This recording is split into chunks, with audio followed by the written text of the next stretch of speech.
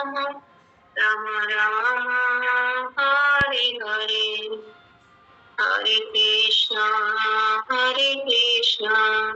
कृष्ण कृष्ण हरे हरे, हरे राम हरे राम, हरे हरे। जय वैष्णव ठाकुर, वैष्णव ठाकुर, वैष्णव ठाकुर, जय वैष्णव ठाकुर। जय प्रभुपदा, प्रभुपदा, प्रभुपदा, शिल प्रभुपदा। जय गौर हरि बोल, हरि बोल, हरि बोल, हरि बोल। हरे कृष्ण माता जी, दंडवत प्रणाम, सभी भक्तों को भी प्रणाम।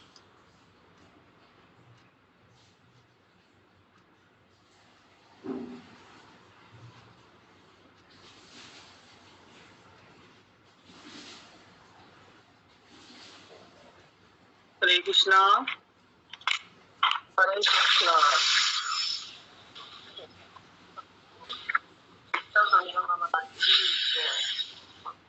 धन्यवाद माता जी आपको कीर्तन के लिए। सभी माताएं मिलकर माता जी के स्वागत के लिए हरिनाम को उच्चारण करेंगे। हरे कृष्णा, हरे कृष्णा, हरे कृष्णा,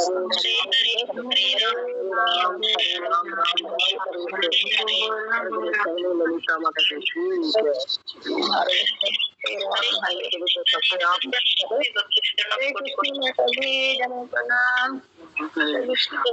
प्रणाम। हरे कृष्णा माता जी, सभी भक्तों के चरणों में मेरा कोटि कोटि दंड प्रणाम। आइए भगवान को प्रणाम कर लेते हैं। नमो विष्णु पादाय कृष्णा पृष्ठाय भूतले श्रीमते भक्ति वेदांत स्वामी इति नामिने। नमस्ते सरस्वती देवे गौरवाणी प्रचारिणे निर्विशेष शून्यवादी पाश्चात्य देशकारिणे। जय श्री कृष्ण चैतन्य प्रभु नित्यानंद श्री अद्वैत गदाधर श्रीवासादि गौर भक्तवृंद। हे कृष्ण करुणा सिंधु दीनबंधु जगतपते गोपेश गोपिका कांत राधा कांत नमस्ते।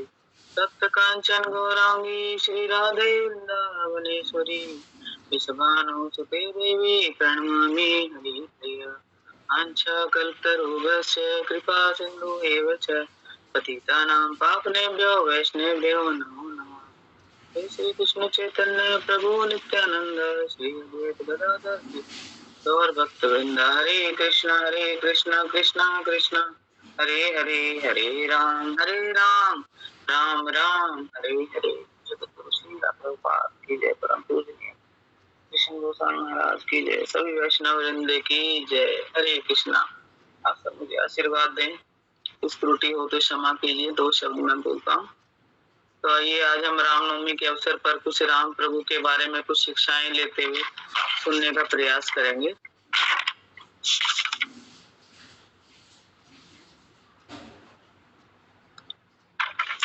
रामनवमी का पावन पर्व है, तो भगवान राम आए, हमें शिक्षा देने आए अपने जीवन से। क्योंकि भगवान का कोई भी अवतार होता है तो भगवान हमें शिक्षा देने आते हैं अपने जीवन से, अपनी लीलाओं से हमें सिखाने आते हैं कि हमें किस तरह जीवन जीना चाहिए। जब भी हम किसी इष्ट को मानते हैं, अपने देव को मानते हैं, तो उनको मानने का क्या अर्थ होता है कि उनकी शिक्षाओं को मानना जो उन्होंने हमारे लिए बताई और जिनसे हमारा जीवन वास्तविकता में बदलता है। तो हमें अपने इष्ट को मानना यानी उनकी शिक्षाओं को मानना। तो ऐसे भगवान राम ने भी हमें शिक्षाएं दी, भगवान कृष्ण भी आए तो उन्होंने हमें शिक्षा। हरे कृष्णा माता जी।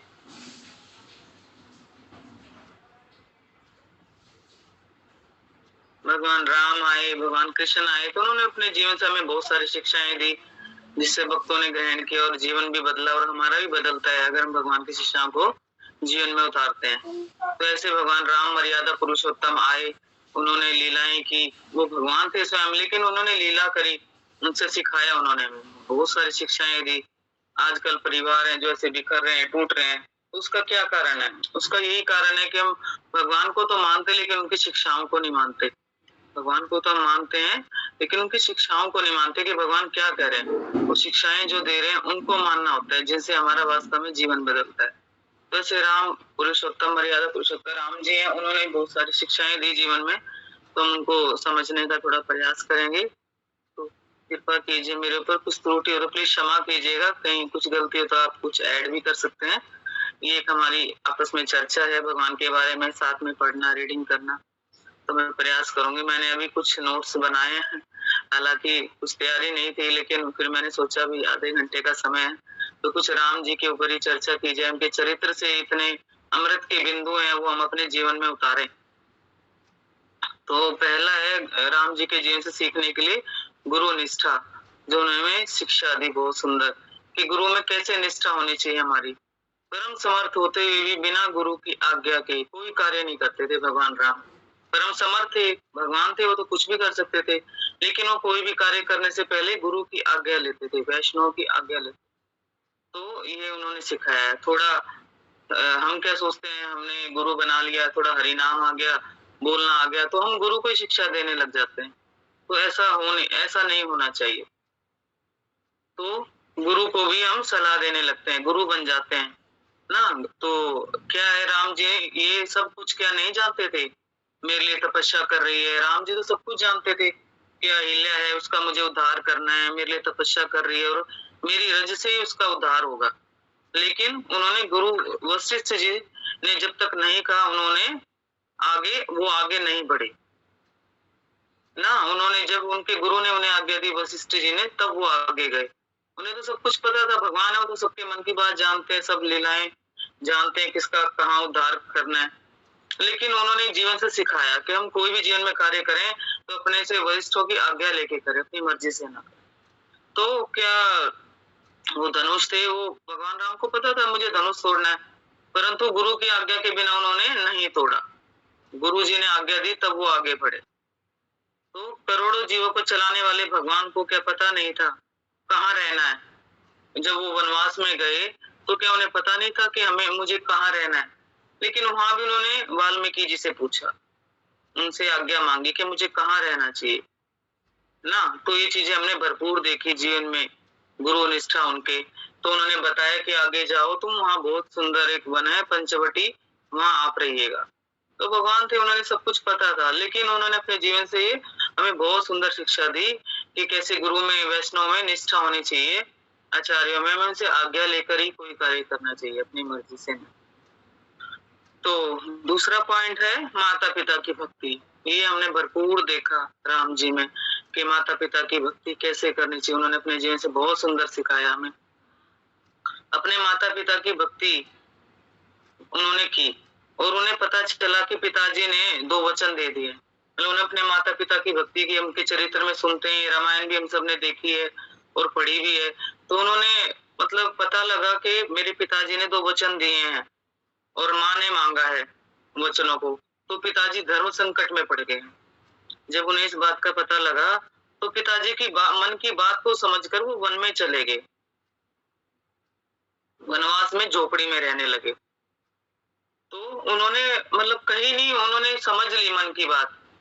तो अच्छा बेटा पुत्र कौन होता है, जो अपने माता पिता के कहने से पहले उनके मन की बात को समझ ले, उनके मंतव्य को समझ ले कि वो क्या चाहते हैं।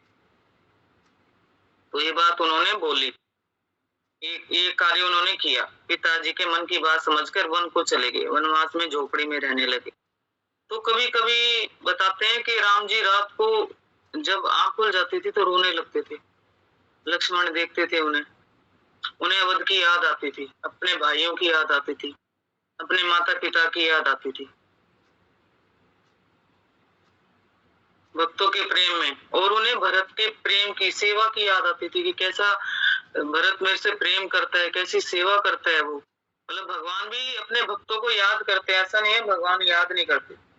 जब भगवान की हम कोई सेवा करते हैं, भगवान से प्रेम करते हैं, निश्चल सेवा होती है सिर्फ भगवान को प्रसन्न करने के लिए, उनको तुष्ट करने के लिए, तो भगवान भी अपने भक्तों को याद करते हैं, उनके विरह में रोते हैं भगवान। वो ऐसे थे मर्यादा पुरुषोत्तम राम। उन्होंने माता पिता की आज्ञा को मानकर एक पल में राज्य को छोड़ दिया और वनवास के लिए चल पड़े। कहाँ तिलक होने वाला था और कहाँ वनवास मिल गया। तो उन्होंने अपने माता पिता के मंतव्य को समझा और जीवन में उतारा और वो वन की तरफ चल दिए। तो ये हमें बहुत सुंदर शिक्षा मिलती है कि मैं माता पिता की बातों को समझ के उनके मन की और उनकी सेवा करनी चाहिए। और तीसरी शिक्षा मिलती है अच्छी संगति, कि मैं अच्छी संगति कैसे करनी है। अच्छी संगति करना, बुरी संगति से बचना, ये हमारे लिए बहुत आवश्यक है, भक्ति में जीवन में भी और व्यवहारिक जीवन में भी। कि हमें संग जो है बड़ा देख के चयन करना चाहिए, हमें किसका संग करना है और किसका नहीं करना। ये मर्यादा पुरुषोत्तम भगवान राम ने हमें सिखाया। राम को वनवास मिला, दशरथ की, अगर राम जी को क्या है, वनवास मिल गए। अगर दशरथ की मृत्यु ना होती तो माता विधवा ना होती, है ना, तो ये सब कैसे हुआ? अगर कैकेयी ने बुरी संगति न की होती, कैकेयी ने बुरी संगति की जब ही तो ये सब हुआ कि वचन मांगे और पिता धर्म संकट में हो गए, उन्हें वचन देने पड़े और फिर वो राम के बिना जी नहीं सके। ऐसा भी हमारा जीवन होना चाहिए, राम राम करते, मतलब राम नहीं रहे तो उनके प्राण भी नहीं रहे। तो मंथरा के साथ उन्होंने संगति करी, अवध की शांति को उजाड़ के रख दिया मंथरा की संगति ने। कैकेयी ने मंथरा की संगति की थी और उसने अवध की शांति को उजाड़ कर रख दिया। जब ये बात पता चली कि कैकेयी ने मंथरा का संग किया है, कैकेयी के जो कान है मंथरा ने भरे हैं, उन्होंने पता लगाया शत्रुघ्न पुत्रों ने कि मंथरा कहाँ से आई थी, किसी घराने का कोई पता नहीं। तो बुराई ऐसी होती है, हमें पता नहीं लगता कि कहाँ से आ रही है, कहाँ, उसके कुल घराने का कहीं पता नहीं था मंथरा कहाँ से आई। तो पता लगाया लेकिन नहीं पता लगा। ऐसे ही बुराई होती है, नहीं पता लगता हमें कहाँ से आती है, कब आई। तो हमें बुरी संगति से बचना चाहिए। राम भगवान ने हमें सिखाया बहुत सुंदर अपने जीवन। संगति हमें देख के करनी चाहिए, जैसे कहते हैं ना, गुरु बनाओ पहचान कर, पानी पियो छान के, गुरु बनाओ पहचान कर। तो हमें अपनी संगति भी देखनी चाहिए, अपने आसपास के जो भक्त होते हैं कैसे हैं, कौन है, किनका किससे अनुरक्ति है, उनकी आसक्ति कहाँ पे लगी है। वो हरिनाम करते हैं, साथ भक्तों का संग करते हैं, शास्त्रों को पढ़ते हैं, श्रवणम करते हैं, या प्रजल्पा में लगे रहते हैं। तो संगति भी हमारे जीवन को बर्बाद कर देती है। और फिर तीसरी शिक्षा में मिली अच्छी संगति करनी चाहिए। तो चौथी शिक्षा है, रिश्ते नाते धन दौलत से बढ़कर नहीं होते, बढ़कर होते हैं। जो रिश्ते नाते होते हैं, सॉरी, धन दौलत से बढ़कर होते हैं। तो ये राम प्रभु ने अपने जीवन में बहुत बखूबी निभाया इस चीज को, और दिखाया भी, भरपूर दिखाया कि उन्होंने कैसे रिश्ते नातों को संजो के रखा, कैसे भाइयों के प्रेम में, माता पिता के लिए, सबके लिए प्रेम था उनके हृदय में, अपनी प्रजा के लिए, उनके भले के लिए सब कुछ किया उन्होंने। तो उनको बनाकर रखें। एक और संबंध की बात है, दूसरी तरफ पद को छोड़कर रिश्ता निभाना है तो बुद्धिमानी है। एक तरफ संबंध की बात है, एक तरफ दौलत है, एक तरफ पद है, एक तरफ दौलत है, पद है, और दूसरी तरफ रिश्ता है। तो इसमें रिश्ते को निभाना बुद्धिमानी होगी, इसमें रिश्ते को निभाना बुद्धिमानी। पैसे जो दौलत होती है, पोस्ट होती है, इनको पीछे छोड़ देना चाहिए।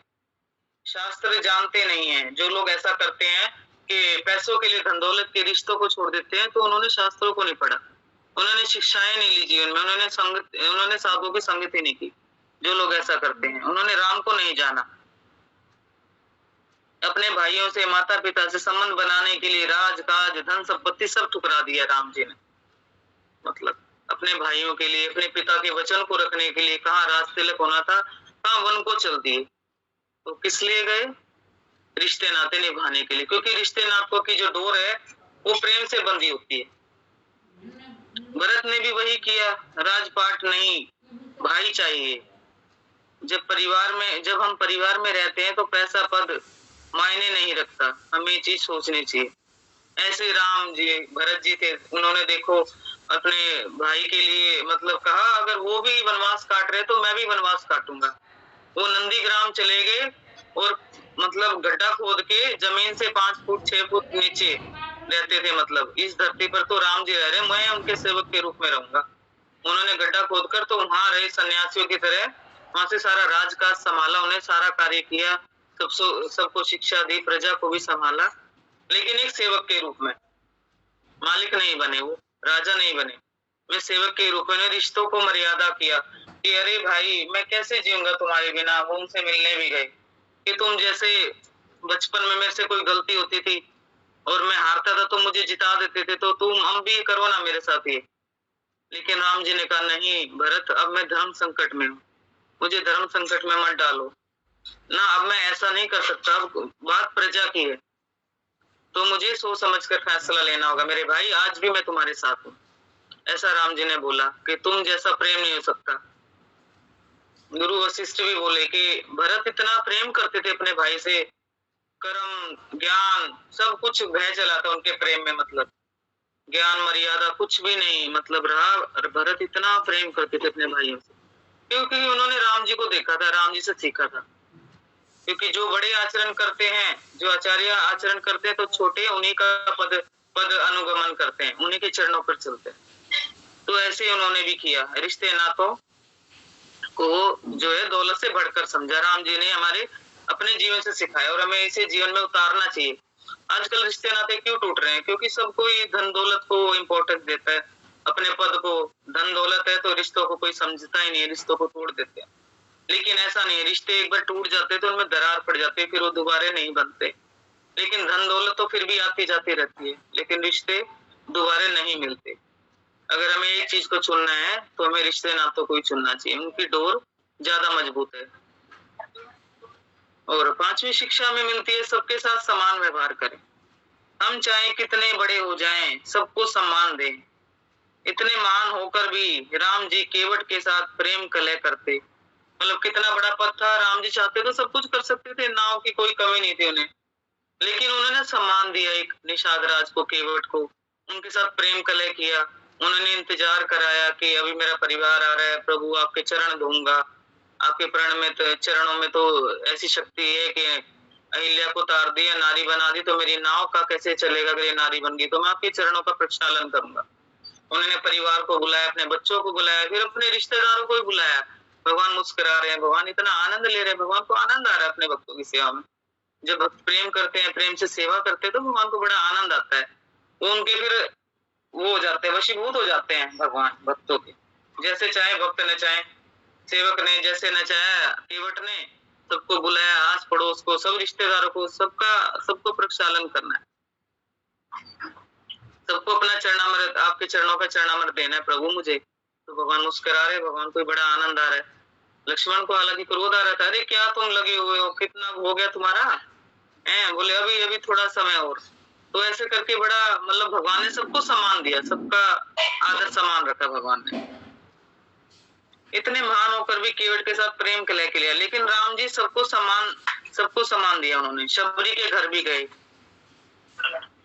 उनके झूठे बेर भी खाए, उन्होंने सबको सम्मान भी दिया और शबरी के घर भी गए। इतने सालों इंतजार करा शबरी ने, अब मेरे राम आएंगे, रोज फूल तोड़ कर लाती, गुहारती ना, रोज मार्ग सजाती और रोज मतलब भगवान का इंतजार करती।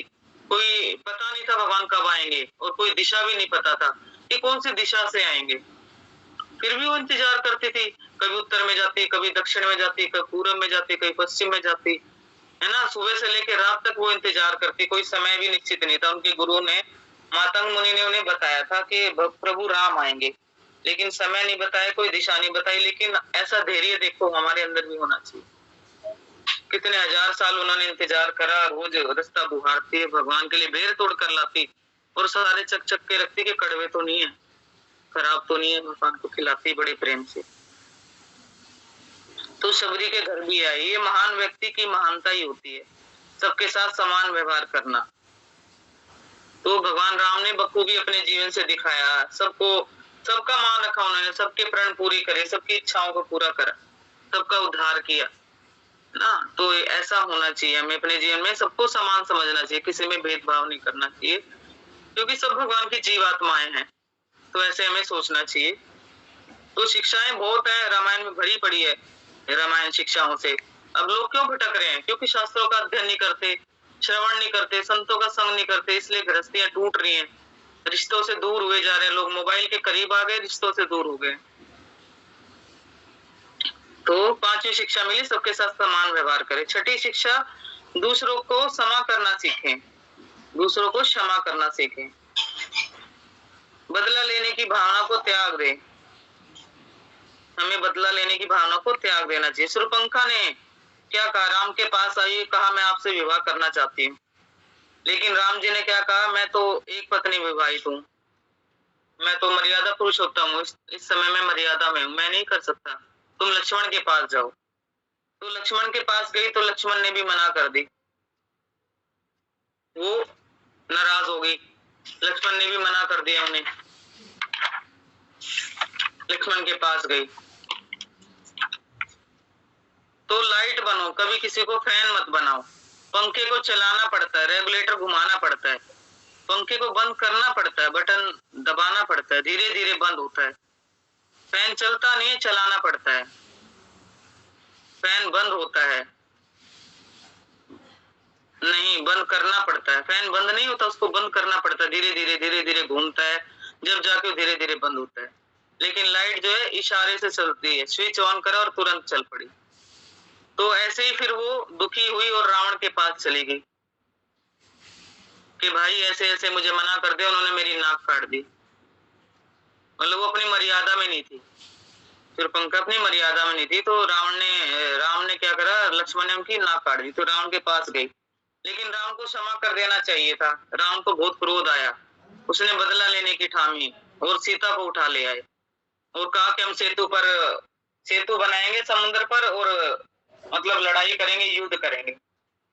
तो एक छोटी सी बात ने कितना बड़ा रूप ले लिया, सीता को उठा लाए, इतना युद्ध किया। मतलब जहां बदले की भावना होती है वहां नाश और नाश ही होता है, वहां नाश निश्चित है।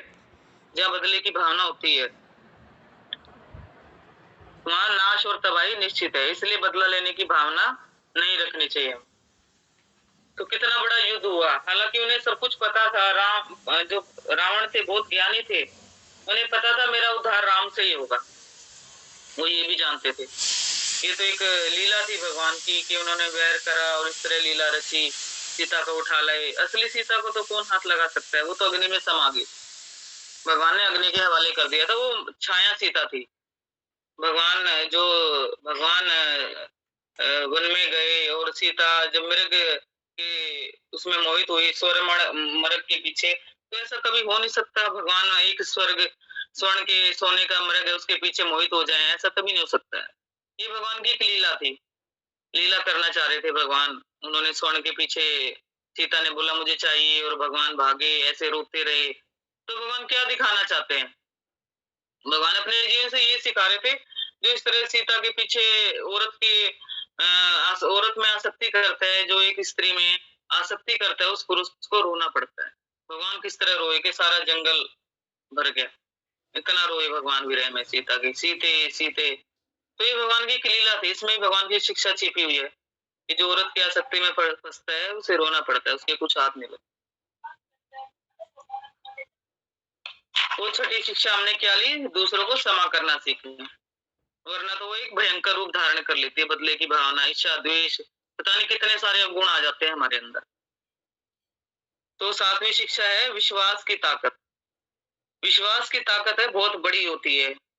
तो भगवान राम ने नल नील को बोला समुद्र पर सेतु बनाओ, हम जाएंगे, पता लगाएंगे, कोई पिलर नहीं होगा। 10.5 लाख साल पूर्व भगवान ने ये काम किया, आज की घटना नहीं है, 10.5 लाख साल पूर्व कार्य किया भगवान ने। और भगवान ने कहा मेरा नाम लिख लिख कर डालोगे तो पत्थर तर जाएंगे, विश्वास के साथ सेवा भक्ति करेंगे तो फल मिलेगा। क्योंकि विश्वास में बहुत शक्ति होती है, अगर हम विश्वास रखेंगे भगवान हमें मिलेंगे। हमारे आचार्य कह रहे हैं, प्रभुपाद जी कह रहे हैं, तुम 4 नियमों का पालन करो, 16 माला करो, मैं तुम्हें भगवत धाम ले जाऊंगा। और हमारे गुरु आते रहते हैं, जब तक उनके सारे शिष्य भगवान के धाम नहीं जाते, जब तक वो संसार में आते रहते हैं। तो विश्वास की शक्ति जो है वो बहुत बड़ी होती है, बहुत बड़ी। तो हमें विश्वास रखना चाहिए। 8वां क्या है, अहंकार से मुक्ति। जीवन में कभी अहंकार ना करें। सब कुछ होते हुए भी राम ने नहीं किया, भगवान राम ने कभी अहंकार नहीं किया। रावण कोटि गुना ज्ञानी था, समर्थ था, लेकिन रावण मरा। तो किस कारण मरा, उसको कितना ज्ञान था, शिव जी की पूजा आराधना करता था, बहुत ज्ञान था, चारों वेदों का ज्ञान था रावण को, लेकिन वो किस कारण मरा, अपने अहंकार के कारण।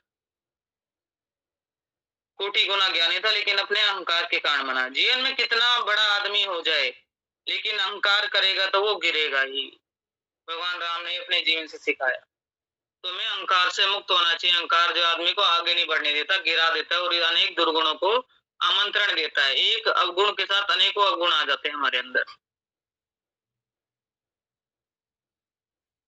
तो अहंकार से मुक्ति होनी चाहिए, अहंकार से मुक्त होना चाहिए जीवन में। जो भक्ति कर रहे हैं उसे अहंकार नहीं करना चाहिए, क्योंकि अहंकार नहीं रहता किसी का भी, और भगवान को कति प्रिय नहीं है अहंकार। भगवान खत्म कर देते हैं।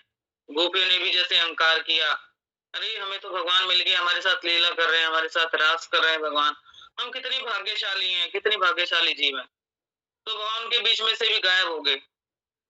राधा रानी को भी मान हुआ तो भगवान वहां से भी गायब हो गए। फिर वो भगवान की लीलाएं गाने लगी, भगवान के प्रेम में रोने लगी, विलाप करने लगी, प्रार्थनाएं की। जब जाके उन्होंने गोपी गीत गाया तो भगवान प्रकट हुए।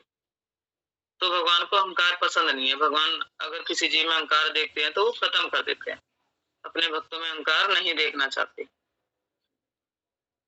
तो 9वां गुण है, 8वां हमने देखा, अहंकार से मुक्त होना चाहिए। 9वां गुण है, बुराई के ऊपर सदैव अच्छाई की जीत होती है। बुराई के ऊपर हमेशा अच्छाई की जीत होती है। कलयुग में लहरों को चीर कर आगे बढ़ना है। कलयुग झूठ का युग है। गलत करना हो तो तुरंत हो जाएगा, लेकिन सत्य पर चलना हो तो बड़ा कठिन है। तपस्या हो जाती है सत्य पर चलना पड़े। झूठ तो आदमी 1 मिनट में बोल देता है, लेकिन अगर उसे सच बोलना पड़े तो उसको बड़ी मुसीबतों का सामना करना पड़ता है। तो जो कलयुग तो झूठ का युग है, कलयुग तो अवगुणों से भरा पड़ा है। लेकिन एक इसमें अच्छा गुण है कि कलयुग केवल नाम आधारा, सुमिर सुमर जब नर उतर ही पारा, कि हम नाम जप करके आसानी से पार उतर सकते हैं, भगवान को प्राप्त कर सकते हैं। भगवान का भजन करना बिल्कुल विरुद्ध दिशा है। सत्य परेशान होता है, मतलब भजन करना बिल्कुल विरुद्ध दिशा है। कलयुग में भजन करना कोई आसान थोड़ा ना है। इतना अट्रैक्शन, इतनी माया हर तरफ से आदमी को अट्रैक्ट करती है। भजन करना आसान नहीं है। हम लोग बड़े भाग्यशाली हैं कि हम भजन कर रहे हैं, श्रवण कर पा रहे हैं, भक्तों का संग कर रहे हैं। सत्य परेशान होता है लेकिन हारता नहीं है। सत्य हो तो जीत की राह मत देखो। मतलब सत्य जो है परेशान हो सकता है, कलयुग में उसे परेशानियों का सामना करना पड़ सकता है, लेकिन वो हारता नहीं है। सत्य हो तो जीत की राह मत देखो। धर्म ने दूसरा सत्य समाना, बोला है ना, धर्म ने दूसरा सत्य समाना। सत्य के समान धर्म नहीं है। जो सत्य पर चल रहा है वो धर्म का आचरण करना है, यानी धर्म उसके साथ है, उसकी जीत है, उसकी हार नहीं है। हमें चीज समझनी चाहिए। अगर हम सत्य की राह पर चल रहे तो समझो हम जीते हुए हैं। उसमें तपस्या करनी पड़ती है लेकिन वो हारता नहीं है। समुद्र का देवता इसलिए नहीं आया कि मेरी औकात नहीं है, मैं इच्छा पूरी कर सकूं, भगवान राम मुझे डांटे, मुझ पे गुस्सा करें। समुद्र कौन है? लक्ष्मी के पिता। तो वो भगवान के सामने नहीं आए। जब भगवान ने रास्ता मांगा तो बड़े क्रोधित हुए, डर गए। ये मेरी औकात है कि भगवान मुझे लाल लाल आंखें दिखाएं, है ना। फिर वो निकले बाहर और उन्होंने हाथ जोड़कर भगवान से प्रार्थना की, और जब उन्होंने रास्ता दिया। तो भगवान बहुत अपने जीवन से सिखाते हैं। हमारे जीवन में से राम चले जाएं तो जीवन छोड़ देना चाहिए, ये दशरथ ने बताया। बिना राम के प्राण ना रहें। जीवन में भक्ति नहीं तो फायदा नहीं है। मतलब चैतन्य महाप्रभु थे, अपने जीवन से कितना सुंदर दिखाते हैं कि कैसे उनके प्राण अटके हुए थे। मतलब कैसे कृष्ण कृष्ण मतलब जीवन में नहीं रहे, राधा रानी का भाव लेकर आए थे, तो कैसे तड़पते फिरते थे भगवान के लिए, है ना। जो लोग कहते हैं हम तो भगवान से बहुत प्रेम करते, तो उन्हें अपने आप को देखना चाहिए कि कैसे कैसे भक्त हुए, उनका जीवन कैसा रहा था। दशरथ जी ने अपने जीवन से सिखाया कि राम नहीं रहे तो अपना जीवन ही छोड़ दिया उन्होंने। जीवन में भक्ति नहीं है तो फायदा नहीं है। कौशल्या माता जैसी योग्यता होगी तो भगवान हमारे हृदय में जरूर प्रकट होंगे, जरूर प्रकट होंगे।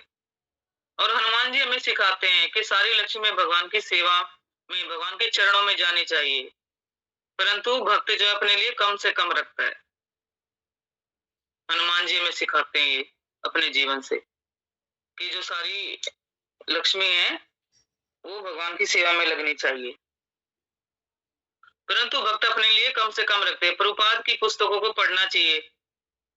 उपाधियों की तुलना गोबर से की गई है। प्रभुपाद की पुस्तकों को पढ़ें ताकि हमारा जीवन बदले।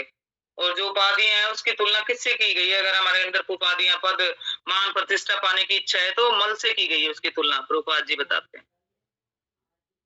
अच्छी संगति अपने आप में ऊंचे लोगों से करें और अपना हृदय खोलें। रजोगुण का संग ना करें। ठगना नहीं चाहिए। रजोगुण का संग नहीं करना चाहिए, हमें रजोगुण का त्याग करना चाहिए और किसी को ठगना नहीं चाहिए। प्रभुपाद ने बताया हमें हरे कृष्ण का भक्त बनना है। हम ब्रांडेड भक्त हैं, हम लोकल भक्त नहीं हैं। लोकल लोगों से हम लोग नहीं मिलते, यानी संसारी लोगों का संग नहीं करते हम लोग। और दीक्षित भक्तों पर माया का जो अटैक है वो ज्यादा होता है। अच्छी सोच, अच्छा संग करना चाहिए। तो दीक्षित होने के बाद हमारी जिम्मेवारी और बढ़ जाती है, हमें और मतलब सतर्क रहने की आवश्यकता होती है।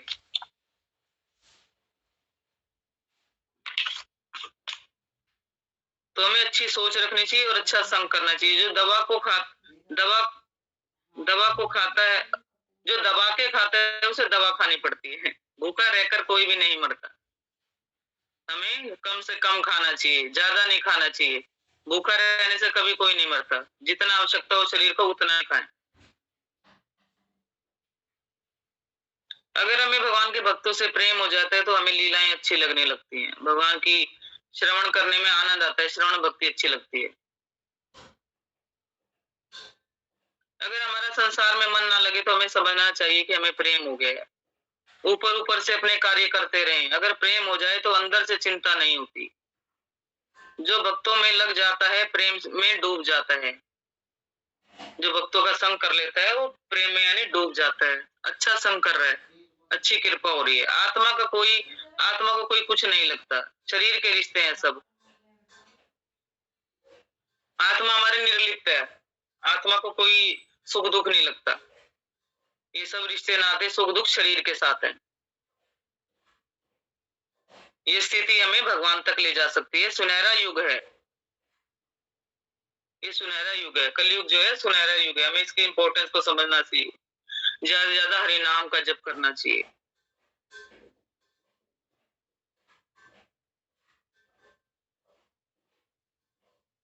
अगर कोई हमें डांटता है, बोलता है, पीटता है तो भगवान को क्या खुशी होती है। तो हमें अपने आप को सौभाग्यशाली समझना चाहिए। अगर हमें कोई वैष्णव डांट रहा है, पीट रहा है, अपने आप को सौभाग्यशाली समझना चाहिए। क्योंकि वैष्णव की डांट है जो हमें भगवान के चरणों तक ले जाती है। भगवान को क्या खुशी होती है हमें जेल में भेजने में। जो संसार के कानून को नहीं मानता उसे सजा मिलती है। जी गोस्वामी बताते हैं माया के माध्यम से भगवान हमें कष्ट देते हैं। भगवान हमें याद दिलाते हैं। भगवान हमें हमारे लिए शास्त्र भिजवाते हैं आचार्यों के द्वारा। तो भगवान को हमारी बड़ी चिंता रहती है, बड़ा प्रेम है भगवान को हमसे। भगवान धाम में बैठे बैठे ये सोचते रहते हैं कि अब मैं क्या करूं। जैसे जीव सारे जो दुख भोग रहे हैं भौतिक जगत में, ये सब मेरी शरण में आ जाएं, प्रेम प्राप्त करें, वही आनंद ले जो ये पहले लेते थे। तो भगवान आचार्यों के द्वारा शास्त्रों को भेजते हैं। लोग नहीं पढ़ते, नहीं आते, भक्तों की शरण नहीं लेते, वो दुखी होते हैं। तो विभीषण हमें सिखाते हैं कि कैसे भक्ति करें। समझो तो कहीं भी बैठ के नाम ले सकते हैं। कोई वैष्णव से प्रश्न पूछते हैं तो अपनी एक पीढ़ी का उद्धार कर देते हैं। जो भक्त होता है वो हरि नाम कहीं भी ले सकता है। भक्त को अगर जंगल में भी छोड़ दिया जाए तो वो वहां भी मंगल कर लेगा, वहां भी बैठ के भक्ति कर लेगा, भक्तों का संग कर लेगा और अपनी भक्ति को बहुत अच्छे से कर लेगा। अगर कोई प्रश्न पूछता है तो अपनी एक पीढ़ी का उद्धार कर देता है।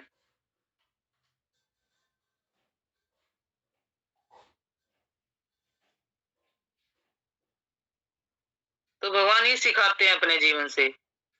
भगवान रोते हैं तो ये सिखाते हैं कि भगवान राम को मूल सीता चाहिए थी, यानी असली आनंद चाहिए। भगवान रो रहे थे अपने जीवन से तो क्या सिखा रहे थे कि उन्हें मूल सीता चाहिए, माया सीता नहीं। जो भक्त होता है, जो भक्ति में डूबा होता है, उसे संसार के सुख अट्रैक्शन नहीं चाहिए, उसे भक्ति चाहिए होती है। भगवान का संग, भक्तों का संग, भगवान की लीलाएं, उसके लिए रोता है जो वैष्णव में भक्त होता है। वास्तव में जो आनंद है वो विप्रलंब रस में है। रोने में ज्यादा चिंतन होता है। तो हमें भगवान के लिए रोना चाहिए, तड़पना चाहिए, उसमें ज्यादा चिंतन होता है भगवान के लिए।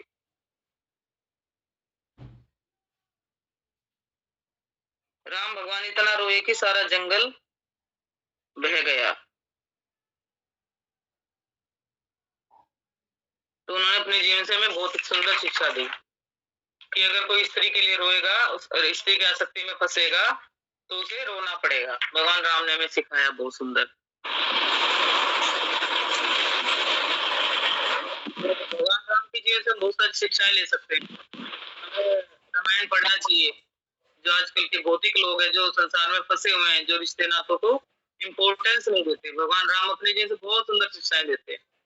अपने एक एक गुण से, अनंत गुण है भगवान के अंदर। तो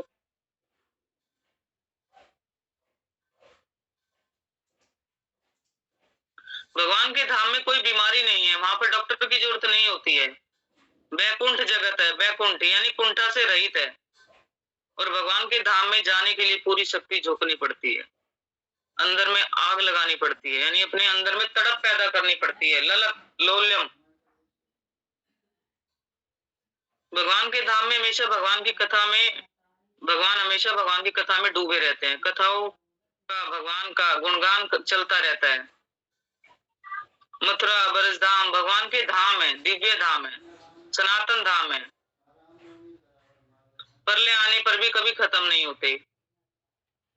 भगवान बता रहे हैं बहुत सुंदर कि जो भगवान का धाम है वृंदावन चिन्मय है। हम अपनी चमड़े की आंखों से भगवान के धाम का दर्शन नहीं कर सकते। हम वृंदावन क्यों जाते हैं? ताकि उसमें जीवन शैली को सीख कर आए कि कैसे हमें जीना चाहिए, वहां पे कैसे कैसे साधु हैं, सब कुछ छोड़ के वृक्षों के नीचे, कोई खाने का पता नहीं, कोई रहने का पता नहीं, लेकिन उनकी आसक्ति भगवान से लगी हुई है, इसलिए अपना सब कुछ त्याग करके वहां पे रहते हैं। ये एक चेतना है, जो वृंदावन है एक चेतना है, एक सोच है। वृंदावन बना देंगे यहाँ आकर। भगवान की पृथ्वी लोक में अपने आप को वृंदावन की तरह रहते हैं। वहां से भगवान का प्रेम भाव लेकर आए। ये भगवान के धाम की सोच है, कुछ सीख कर आए, घर को ही वृंदावन बना ले। अगर भगवान के धाम जाएं तो वहां से कुछ सीख कर आए, भगवान का प्रेम भाव लेकर आए, धाम की सोच लेकर आए, कुछ सीख कर आए कि अपने घर को ही वृंदावन बना ले। वृंदावन तो पहले ही वृंदावन है। अपने घर में ही ऐसी सोच, भगवान के लिए तड़पे। विरह में, तड़पने में जो आनंद है वो मिलने में आनंद नहीं है।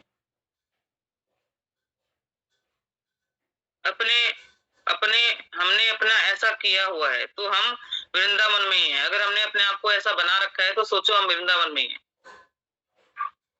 अमर हो जाएंगे, निर्भय हो जाएंगे। शरीर बीमार होगा लेकिन हम बीमार नहीं होंगे, और चिंता तो दूर दूर तक चली जाएगी। अगर हम अपना ऐसा भाव बना लेंगे भगवान के लिए तड़पेंगे, भगवान की भक्ति में रत रहेंगे, भगवान को याद करेंगे, भक्तों का संग करेंगे, प्रभुपाद जी की पुस्तकों को पढ़ेंगे, तो हम घर में ही आनंद ले सकते हैं। हमारे लिए वही वृंदावन हो जाएगा। हरे कृष्णा का जाप हम शांति के लिए, आनंद के लिए करते हैं, भगवान को प्रसन्न करने के लिए। भगवान के धाम में कोई चिंता नहीं है।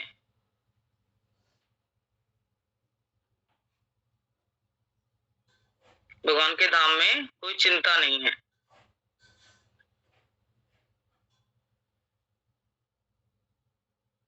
चिड़ियाघर इसलिए ले जाया करती हैं ताकि कुछ सीख सकें, और कृष्ण को नहीं बजा तो पिंजरे में डाल दिए जाते हैं। चिड़ियों से हम सीखते हैं, चिड़िया कैसे अपना तिन तिन का करके घोंसला बनाती है। मधुमक्खी से हम सीख सकते हैं कैसे, मतलब एक एक बूंद शहद इकट्ठा करती हैं, लेकिन वो स्वयं भोग नहीं करती। तो एक दिन क्या करता है, शिकारी आता है और वो सारा छत्ता तोड़ के ले जाता है। ऐसे हम थोड़ा थोड़ा इकट्ठा करेंगे और इकट्ठा करते रहेंगे, लेकिन उसका भोग नहीं करेंगे तो आएगा कोई ना कोई लूट के ले जाएगा। हम अगर धन इकट्ठा करेंगे तो हम उसको भोग नहीं सकते। वही अपना है जो हमने भगवान की सेवा में लगाया, अपने खर्चों पर व्यय किया। जो हम जोड़ते हैं फिर हम उसका भोग नहीं करते, उसका कोई और ही भोग करता है। तो हमें इतना ही संचय करना चाहिए जितना हमारे जीवन के लिए आवश्यक है, जरूरी है।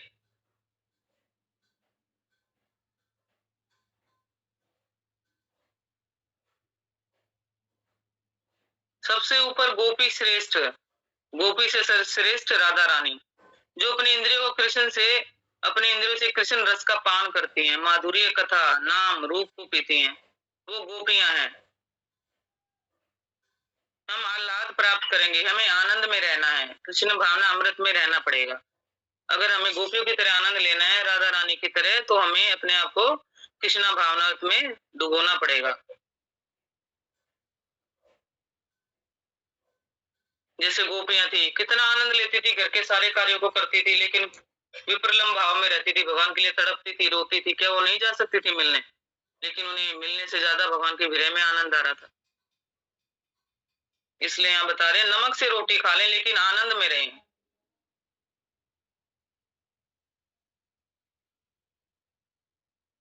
अंदर से आनंद हमें राधा रानी की आह्लादनी शक्ति देता है।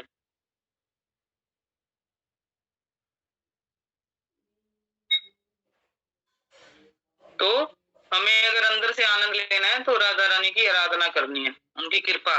जैसे भी भगवान रखे, जैसे भी उन्होंने हमारे लिए व्यवस्था की, वैसे रहें, आनंद में रहें। ज्ञान में बलवान होना है, हमें ज्ञान में बलवान होना है, ज्ञान प्राप्त करना है। भगवान को हम कैसे प्राप्त कर सकते हैं, इस बात को जानना है। तो हमें बलराम की भक्ति करनी होगी, इसलिए उन्हें हलदर कहा जाता है।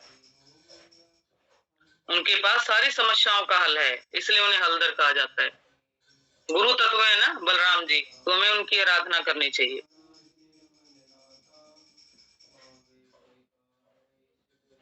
सब कुछ प्रकट करते हैं, धाम प्रकट करते हैं, कितने ब्रह्मांड हैं, एक बाल्टी में सरसों के दाने जितने, इतने अनंत ब्रह्मांड है। आध्यात्मिक संसार जो है 75% है। जब हम मुक्त अवस्था में आएंगे तो भौतिकता से मुक्त हो जाएंगे, अलग हो जाएंगे। असली माता पिता की सेवा करनी है। असली माता पिता हमारे कौन है? भगवान, श्रीमती राधा रानी, उनकी हमें सेवा करनी है। हम भक्त बन गए तो हमारे माता पिता की सेवा सच्ची सेवा है। अगर हम भक्त बन जाते हैं तो माता पिता की सच्ची सेवा हो जाती है, अगर हम भक्ति में आ जाते हैं तो।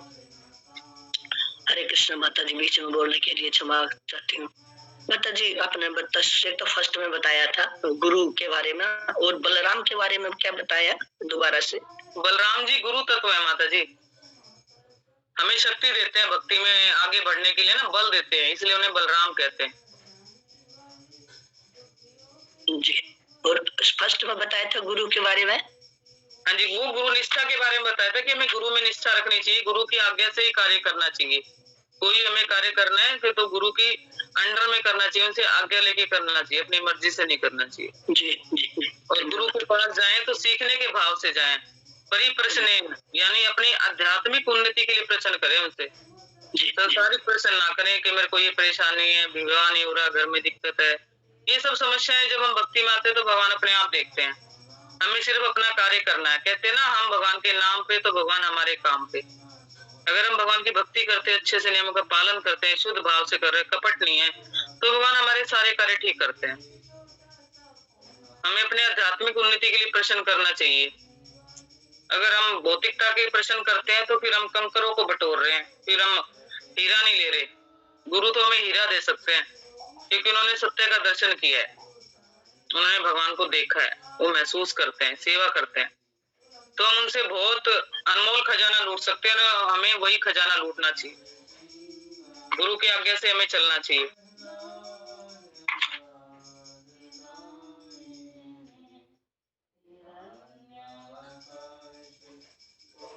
तो हमें भागवतम का आश्रय लेना, भागवतम को पढ़ना है। तो भागवतम क्या बता रहे हैं? भागवतम एक रियल जूस की तरह, सिर्फ हमें पीना है। ऐसा फल है जिसमें गुठली नहीं है, सिर्फ रस ही रस है। कहीं से ही पढ़े, कोई भी स्कंद पढ़े, रस ही रस आता है उसमें। इतनी सुंदर शिक्षाएं भागवतम, मतलब आनंद आता है कि छोड़ने का मन नहीं करता। तो हम कितने भाग्यशाली, प्रभुपाद जी ने हमें इतना सुंदर भागवतम दिया, हमकी शरण लेनी चाहिए, उसे पढ़ना चाहिए। ऐसे ऐसे चरित्र है भक्तों के कि पढ़ के अंदर में आनंद होता है, आह्लाद होता है, क्योंकि भगवान शब्द अवतार के रूप में आए, भागवतम के रूप में। इसलिए हम भागवतम पढ़ते हैं तो हमें बहुत आनंद आता है। तो हम ग्रंथों को पढ़ना है और उन्हें प्रणाम करना चाहिए।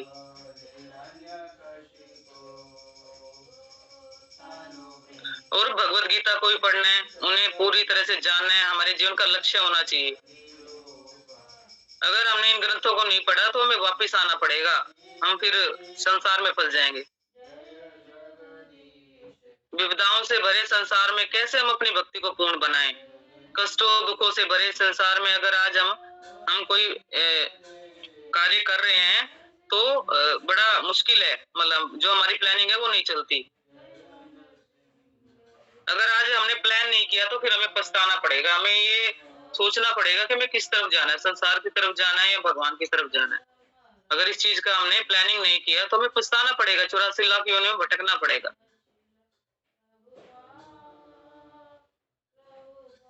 इतने सुंदर ग्रंथ दिए हैं प्रभुपाद ने, इतनी सुंदर छोटी छोटी पुस्तकें दी हैं, हम उनसे स्टार्ट कर सकते हैं। और कितना सुंदर कार्यक्रम भी चल रहा है, माताओं ने इतने सुंदर ग्रुप बनाए हैं, सब भक्त रीडिंग कर रहे हैं मिलके, कितना मतलब सुंदर लगता है ये। ऐसे ही सब हम धाम में भी करते हैं, वहीं भगवान की कथाओं का श्रवण, भगवान की सेवाएं करना, भक्तों का संग, कीर्तन, आनंद, सब यही चलता रहता है वहां भी। और यहाँ भी हम यही क्रियाएं कर रहे हैं, तो एक भक्त को कभी नहीं लगता वो संसार में, वो भौतिकता में है। अगर वो भक्तों का संग कर रहा है, कथा सुन रहा है, अपनी सेवाएं कर रहा है, सेवाएं करते हुए भजन सुन रहा है, कथा सुन रहा है, तो उसे एक पल के लिए भी नहीं लगता कि मैं संसार में हूँ, उसे ये लगता है कि मैं भगवान के धाम में हूँ। वो वास्तव में उसकी चेतना जहाँ होती है वो वहीं होता है।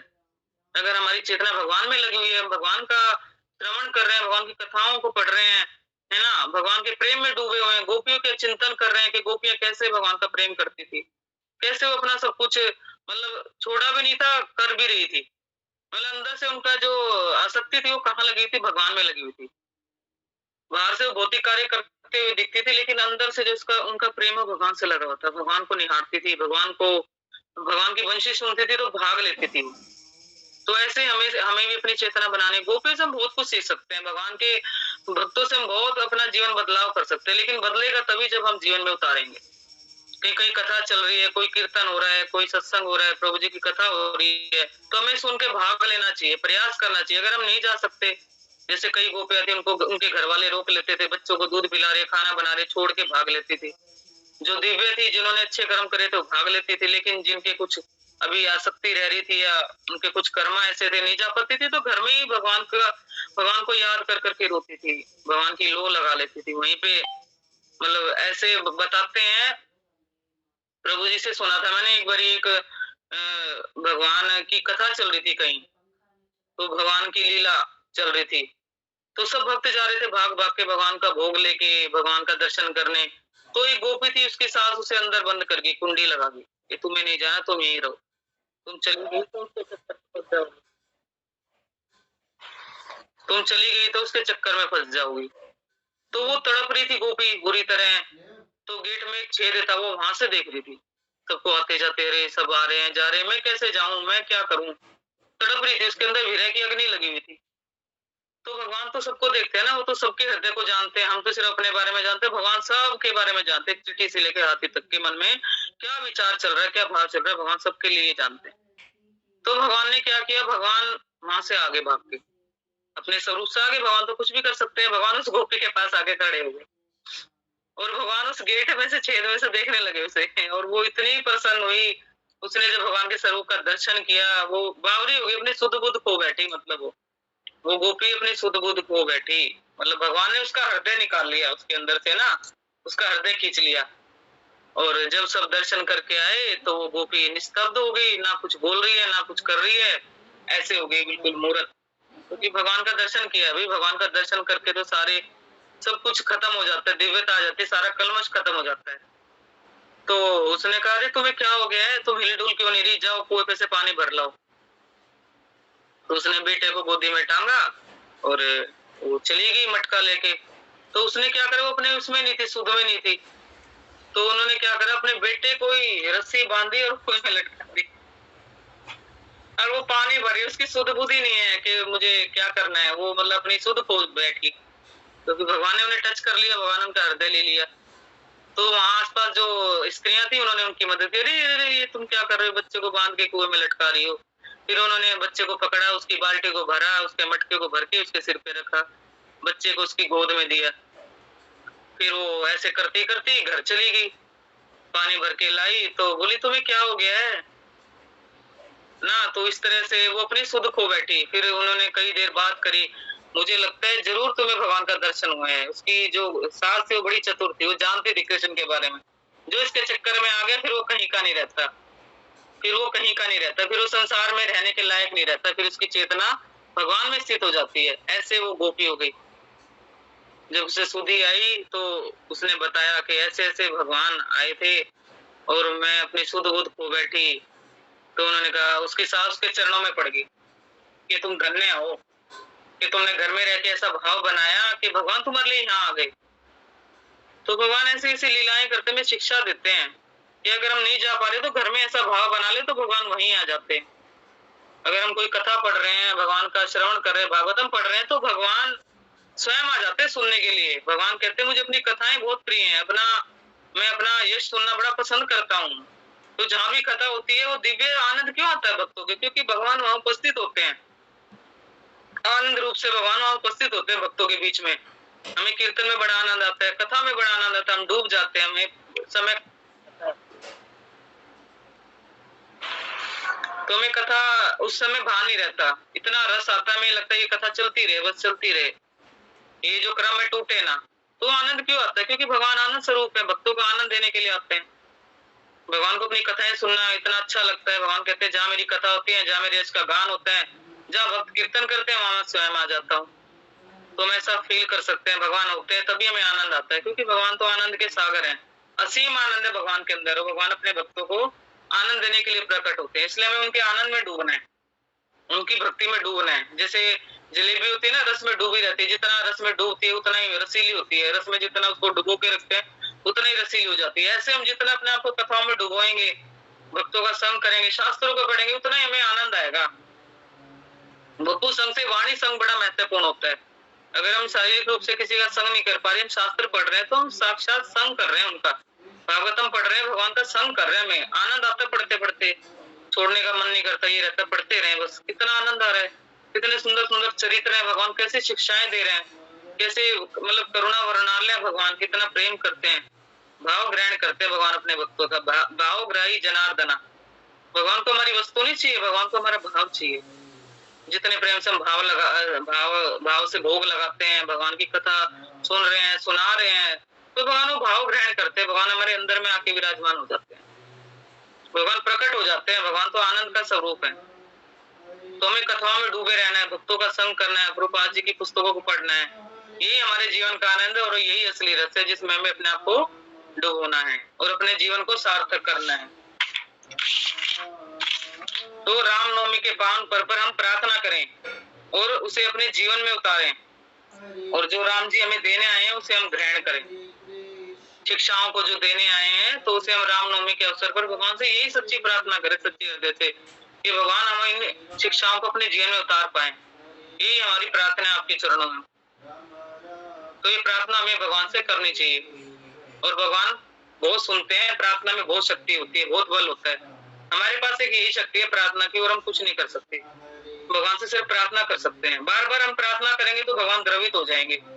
बार बार हमसे अगर कोई मांगता है तो हम भी किसी को कोई चीज दे देते हैं, लो भाई तुम इतनी देर से मांग रहे तो ये लो। तो ऐसे भगवान भी द्रवित हो जाते हैं। अगर हम प्रार्थना करेंगे तो भगवान एक दिन हमारी प्रार्थना जरूर सुनेंगे और हमारे जीवन को पवित्र कर देंगे, और जो हमारी इच्छा है उसको वो पूर्ण करेंगे।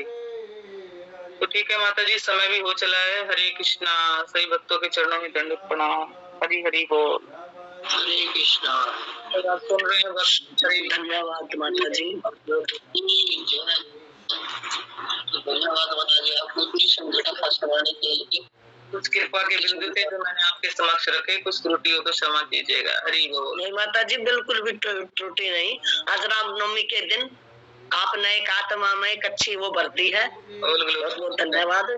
सुख दिया है अपने आत्मा को, सबकी आत्मा को सुख दिया है। माता जी ऐसे आशीर्वाद देते रहे, आप भक्तों का संग बना रहे, और क्या सा प्रयास किया बस मैंने करने का। कुछ आपको अच्छा लगा कुछ में ग्रहण करे,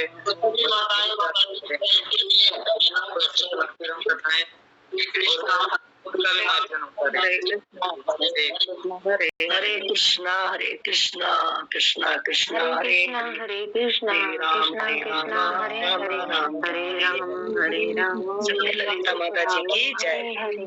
हरे कृष्णा। हमेशा करते रहिए माता जी, ऐसे ही भक्ति करते रहे, ऐसे ही रहे, भगवान की कथा सुनाती रहे। तो भगवान से यही प्रार्थना है माता जी के लिए। तो महाराज